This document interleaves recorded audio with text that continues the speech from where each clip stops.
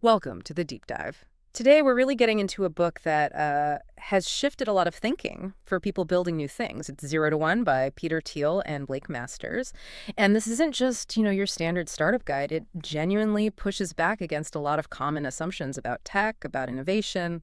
That's absolutely right. And our mission here in this deep dive is really to pull out the most potent ideas from this source. We Hmm. want to figure out, okay, how do we move past just tweaking things incrementally? That's the 1 to N the book talks about. How do we get to that truly new, groundbreaking creation, the Yeah. 0 to 1 moment? Yeah. Because at its core, I mean, the book's argument is that real entrepreneurship, the impactful kind, uses original thought, uses technology to carve out a whole new market, a new category, not just, making slightly better widgets than the next guy.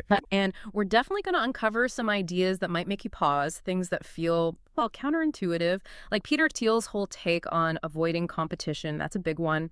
And why he thinks building a monopoly through unique solutions, mind you, is actually the end goal. Mm. We'll also get into why timing is so critical, especially with technology and markets coming together, and the importance of the team, like really dedicated, aligned people.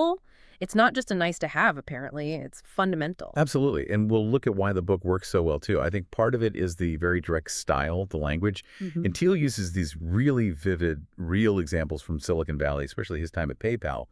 That makes it stick. But, we also have to touch on where it might fall short or its Hmm. limits.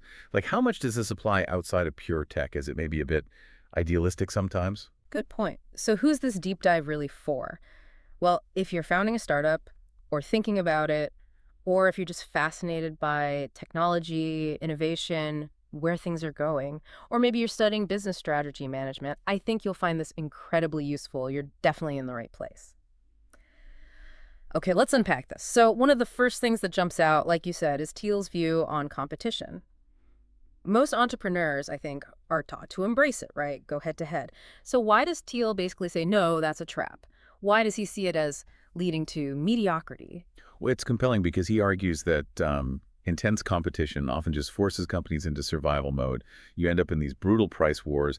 Everyone's focused on tiny incremental improvements. That's the 1 to N thinking again. Hmm. He says, instead, you should aim for what he terms a good monopoly. Okay, good monopoly sounds loaded. It does, but he's careful to define it. It's not the bad kind where you Hmm. corner a market and exploit everyone. Right. It's about creating a solution so unique, so valuable that, frankly, no one else is even close. You're just that much better. Right. If you offer something genuinely unparalleled, you naturally create this sort of protective space, a monopoly based on merit. And that, he argues, gives you the breathing room, the sustainable profits, to actually invest in long-term R&D, to build the next big thing, instead of just fighting endless battles over pennies. Ultimately, he thinks that benefits society more. That is a real mind shift. Okay, so if step one is avoid the competitive dogfight, aim for unique solutions, Hmm.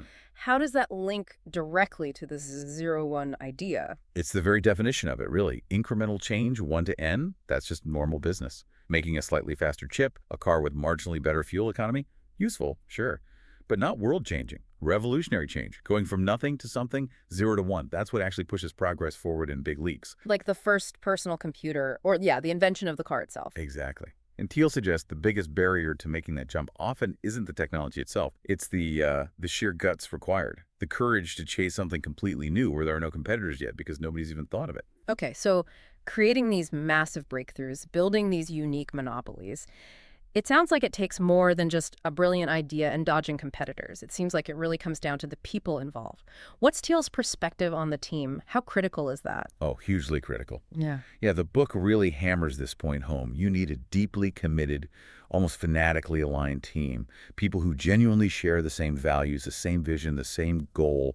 It's that kind of cohesive unit operating with a singular focus that can actually develop these radical, unique products or technologies. It's not just about hiring smart individuals then. No, not just raw talent. It's about the collective belief, a shared mission. He talks a lot about the early PayPal days, the so-called PayPal mafia. They had this incredibly tight-knit, almost, cult-like culture.